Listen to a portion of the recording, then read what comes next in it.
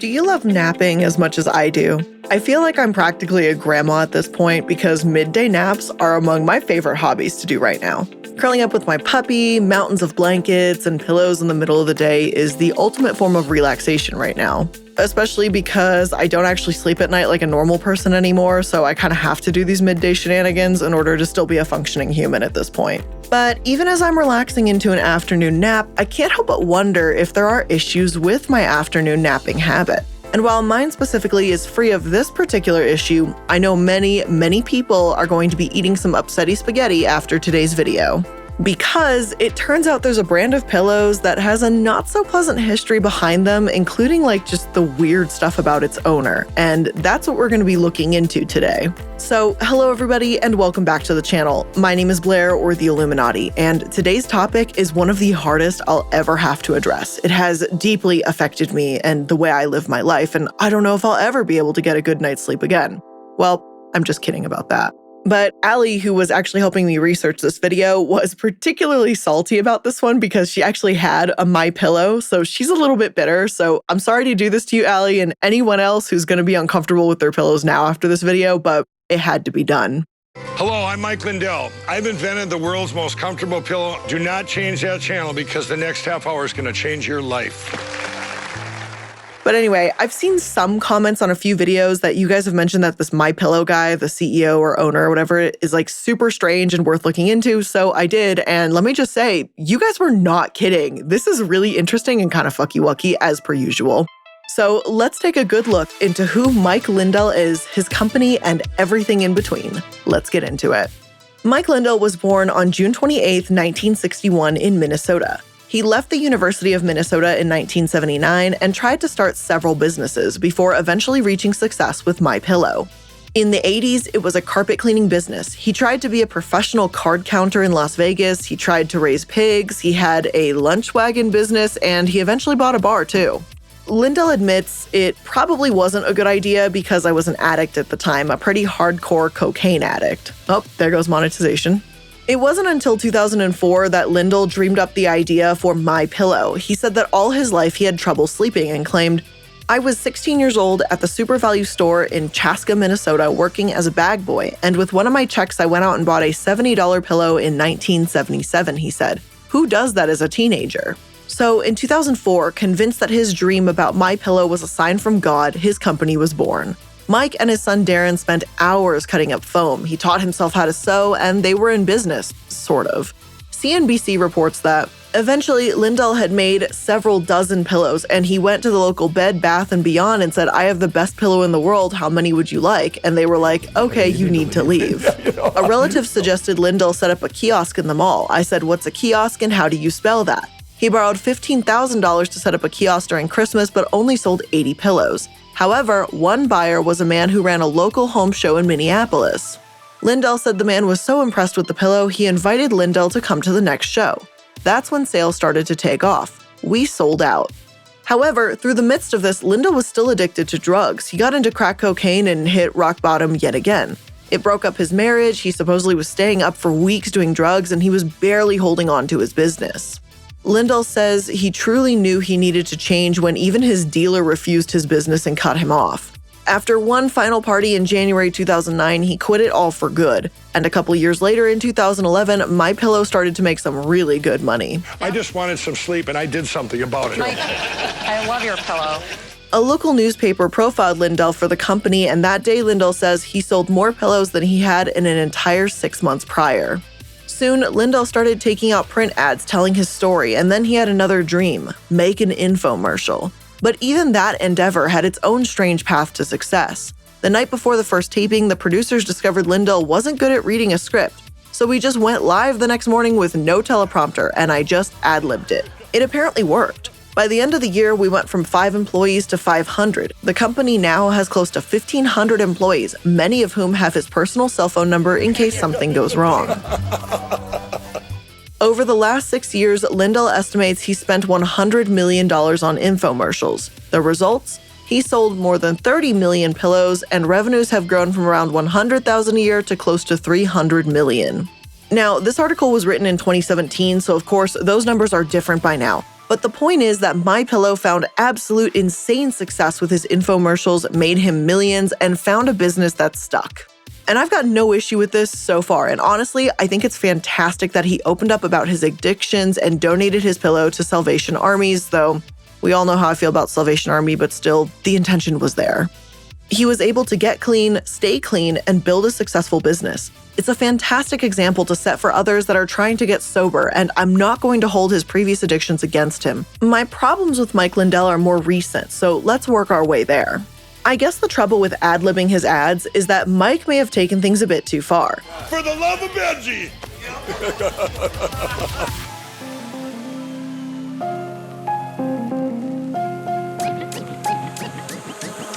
In 2016, MyPillow was sued for making false health claims, and let me remind everyone, it's just a pillow.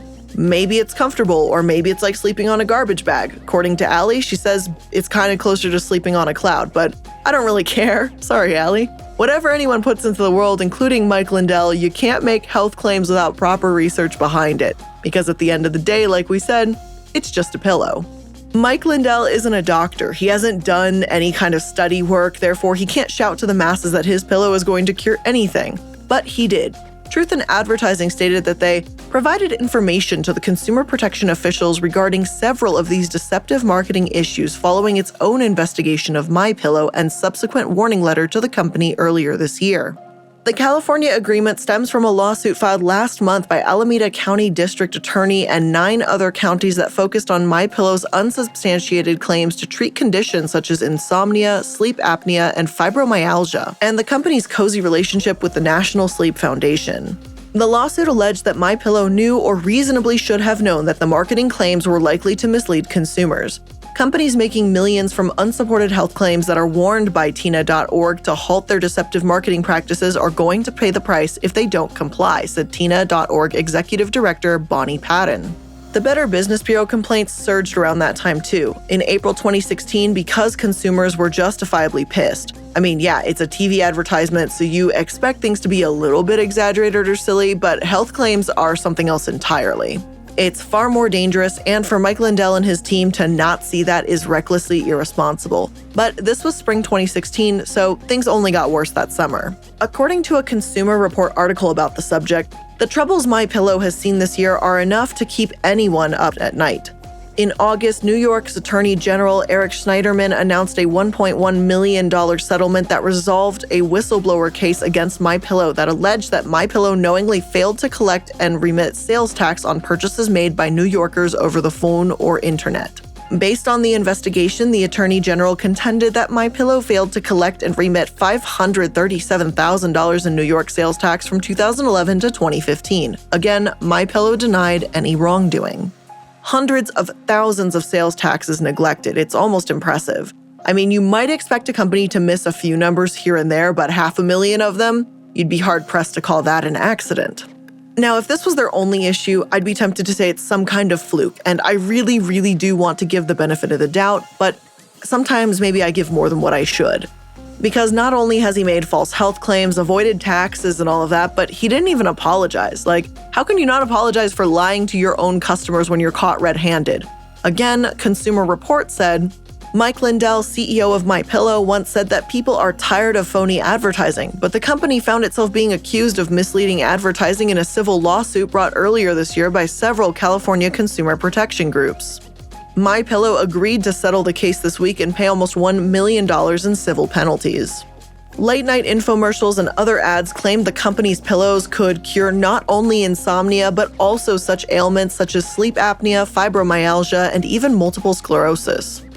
We decided to pay out rather than pay millions to prove our innocence, Lindell told the Star Tribune in Minnesota, where the company is based.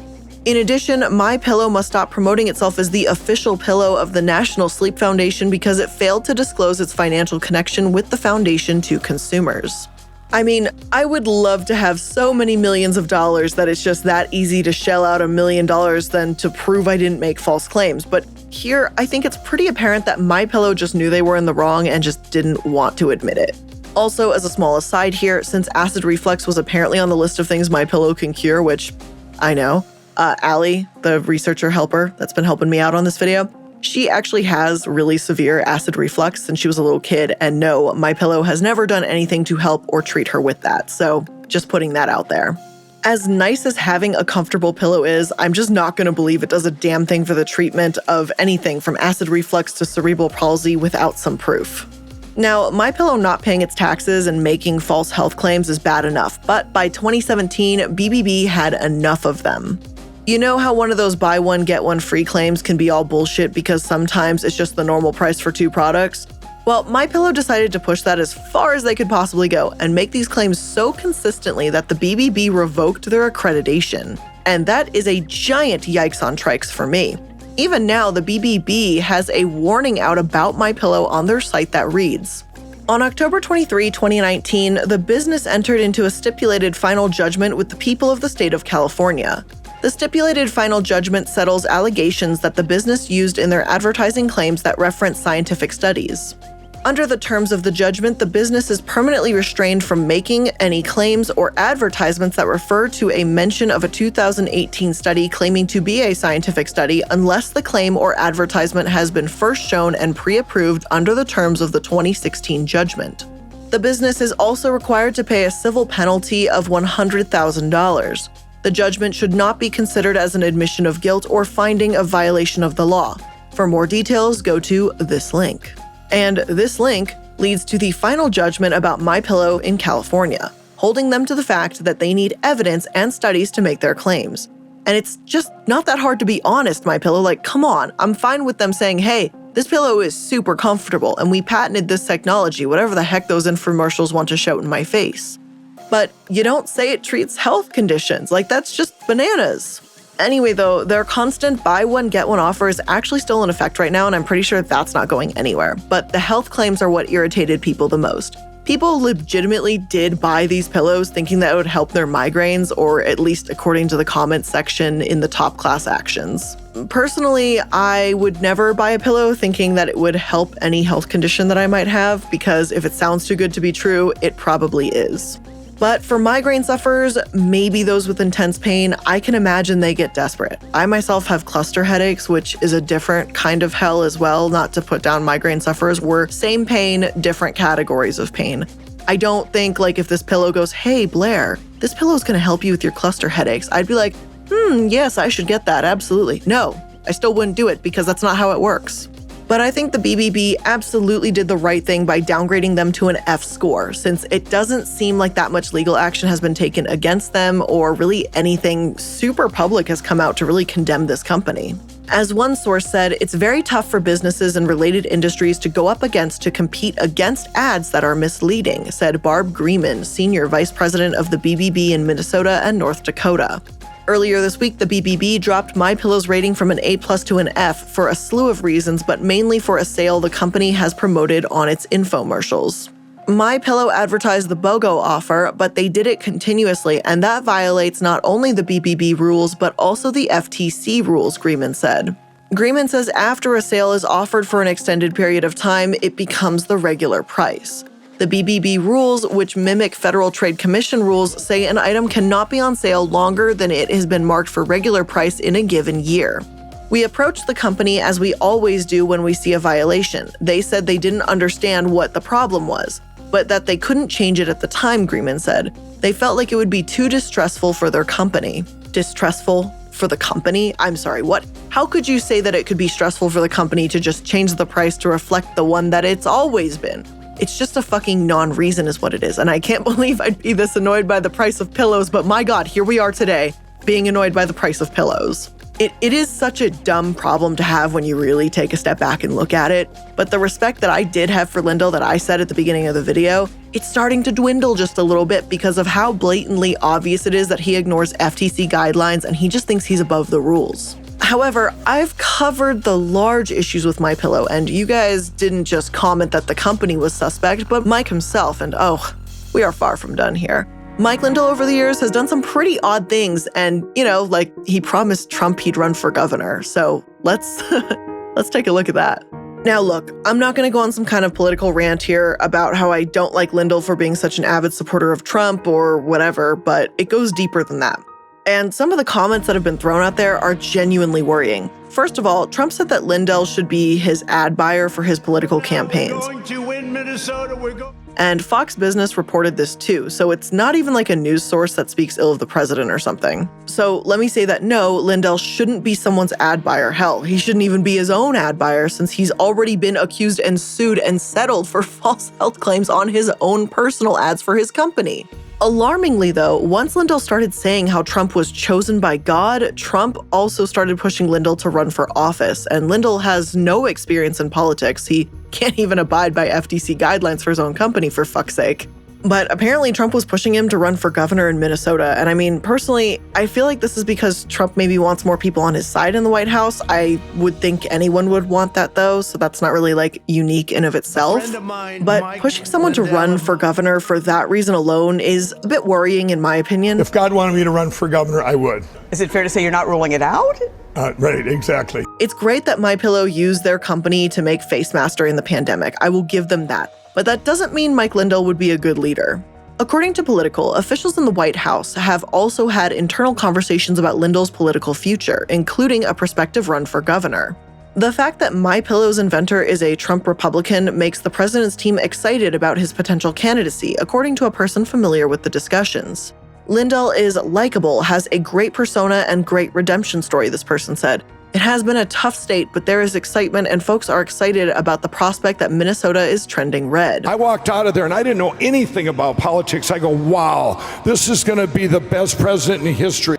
Lindell has teased a political run for years, telling associates that Trump had wanted him to run in 2018, but apparently Lindell dropped the idea after it became clear that his company was on the brink of layoffs. MyPillow eventually laid off 150 workers in 2019. And again, just because someone is a businessman does not make them a good politician. The two things don't necessarily translate.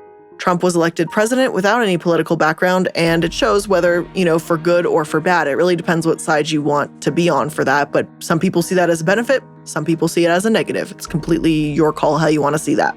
And I'm not really going to say anything more on that, but I really don't think electing another wealthy businessman into a position of power for the sole purpose of making a state red, where he may not have actually any intentions to do anything good or bad for the state, is not really a good idea. Like, you should be there because you want to help your state.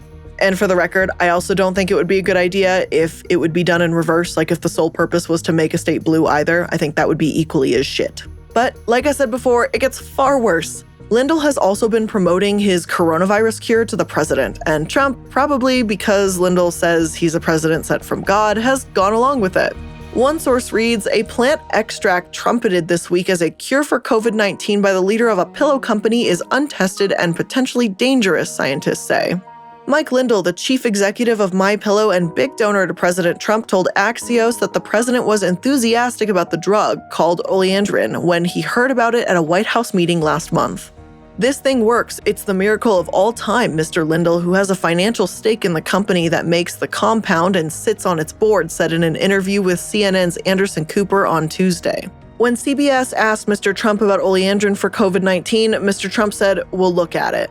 The unsubstantiated claims alarm scientists. No studies have shown that oleandrin is safe or effective as a coronavirus treatment. It's unclear what dose the purported treatment would have, but ingesting even a tiny bit of the toxic shrub the compound comes from could kill you, experts say. Don't mess with this plant, said Cassandra Leah Quave, a medical ethnobotanist at Emory University. Oleandrin is derived from Nerium oleander, a lovely flowering Mediterranean shrub that is popular with landscapers and responsible for many cases of accidental poisoning. Oleandrin is the chemical that makes the plant deadly, Dr. Quave wrote in an article, The Conversation.